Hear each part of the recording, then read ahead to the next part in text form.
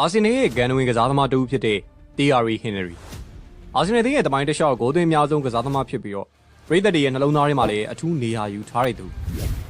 Thierry Henry ကို1989ခုနှစ်ဩဂုတ်လ18ရက်နေ့မှာပြင်သစ်နိုင်ငံ Lis Uri လို့ခေါ်တဲ့မြို့မှာမွေးဖွားခဲ့ပါတယ်။သူကငယ်စဉ်ကလေးကဘောလုံးနဲ့ထူးချွန်ပြီးတော့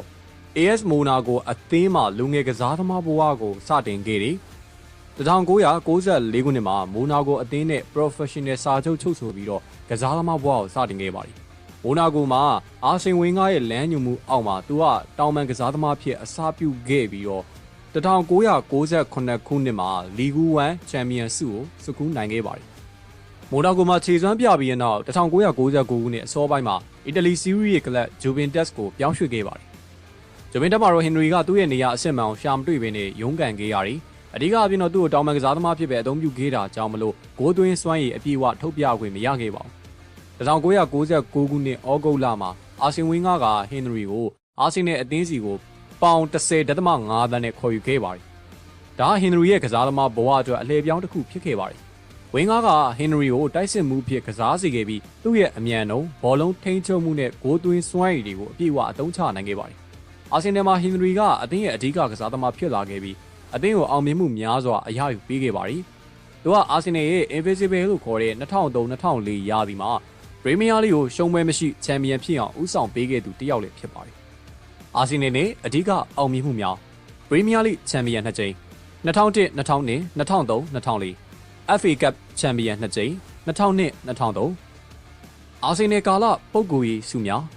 ပရီးမီးယားလိရွှေဖနက်ဆုဂိုးရန်ဘု4ကြိမ်2001 2002 2003 2004 2004 2005 2005 2006ပရီးမီးယားလိသမိုင်းမှာအများဆုံးရရှိသူ PFA Player of the Year 2ကြိမ်2003 2004 FWA Football of the Year 3ကြိမ်2003 2004 2006ဥရောပရွှေဖနက်ဆု European Golden Shoe 2ကြိမ်2003 2004 ဂိုး30 2004 2005 ဂိုး25ကိုဟင်နရီကအာဆင်နယ်အတွက်စုစုပေါင်း228ကိုသွင်းယူပေးခဲ့ပြီးတော့အသင်းရဲ့ဂိုးသွင်းများဆုံးစံချိန်တင်ကစားသမားအဖြစ်ရပ်တည်နေသေးပါပြီ။သူကပရီးမီးယားလိမှာအာဆင်နယ်အတွက်185ကိုသွင်းယူခဲ့ပြီးတော့84ချိန်ထိဂိုးဖန်တီးပေးခဲ့ပါတယ်။2009ခုနှစ်မှာဟင်နရီကချန်ပီယံလိဖလားဆွတ်ခူးလိုရဲစိမ်းနဲ့စပိန်ကလပ်ဘာစီလိုနာအသင်းကိုပြောင်းရွှေ့ခဲ့ပါတယ်။ဘာစီလိုနာမှာလည်းသူကအောင်မြင်မှုများစွာအရယူခဲ့ပြီး2009ခုနှစ်မှာလာလီဂါကိုပါဒယ်ရီနဲ့ချန်ပီယံလိဖလား၃လုံးကိုတပြိုင်နက်တည်းဆွတ်ခူးနိုင်ခဲ့တဲ့အသင်းရဲ့အဓိကအစိပ်ပိုင်းဖြစ်ခဲ့ပါတယ်။ဒါသူ့ရဲ့ကစားသမားဘဝတစ်လျှောက်လုံးလိုချင်ခဲ့တဲ့ချန်ပီယံလိဖလားလေးဖြစ်ပါတယ်။2010ခုနှစ်မှာတော့ဟင်နရီကအမေရိကန်ရဲ့မေဂျာလိဘောလုံးဖြစ်တဲ့ MLS Class New York Red Bulls ကိုပြောင်းရွှေ့ခဲ့ပါတယ်။2012ခုနှစ်မှာတော့အာဆင်နယ်အသင်းကို2လကြာအငှားနဲ့ပြန်လာခဲ့ပြီးတော့ပြည်သက်တွေကိုအံ့အားသင့်စေခဲ့ပါတယ်။အဲဒီကာလအတူတွင်းမှာလည်းသူကအာဆင်နယ်အတွက်အရေးကြီးတဲ့ဂိုးတွေကိုသွင်းယူပေးနိုင်ခဲ့ပါတယ်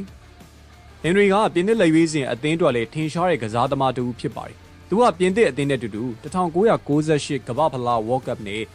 2000ခုနှစ်ဥရောပဖလားယူရိုချန်ပီယံဆုတွေကိုရရှိခဲ့ပါတယ်။သူကပြင်သစ်အသင်းရဲ့ဂိုးသွင်းအများဆုံးကစားသမားတွေကတစ်ဦးလည်းဖြစ်ပါတယ်။2014ခုနှစ်မှာ Thierry Henry က Professional ဘောလုံးကစားသမားဘဝကနေအနားယူကြောင်းတရားဝင်ကြေညာခဲ့ပါတယ်။အဲဒီအနားယူပြီးတဲ့နောက်ပိုင်းမှာတော့သူကဘောလုံးဝေဖန်သုံးသပ်သူအဖြစ်ဆောင်ရွက်ခဲ့ပြီးတော့အဲဒီနောက်ပိုင်းမှာတော့နီးပြဘဝကိုကူးပြောင်းခဲ့ပါတယ်။သူကဘယ်ဂျီယံလက်ရွေးစင်အသင်းရဲ့လက်ထောက်နီးပြမော်နာကိုအသင်းရဲ့နီးပြချုပ်နဲ့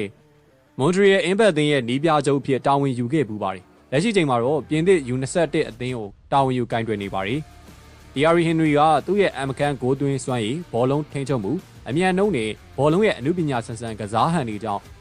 ဘောလုံးလောကမှာထာဝရမမတ်ရရှိနေမဲ့ဂန်နဝင်ကစားသမားတစ်ဦးဖြစ်ကျန်းရှိနေမှာပါ။သူဟာအာဆင်နယ်ပရိသတ်တွေအတွက်တော့ဘယ်တော့မှမေးမရနိုင်တဲ့ဘယင်တစ်ပါးပါပဲ။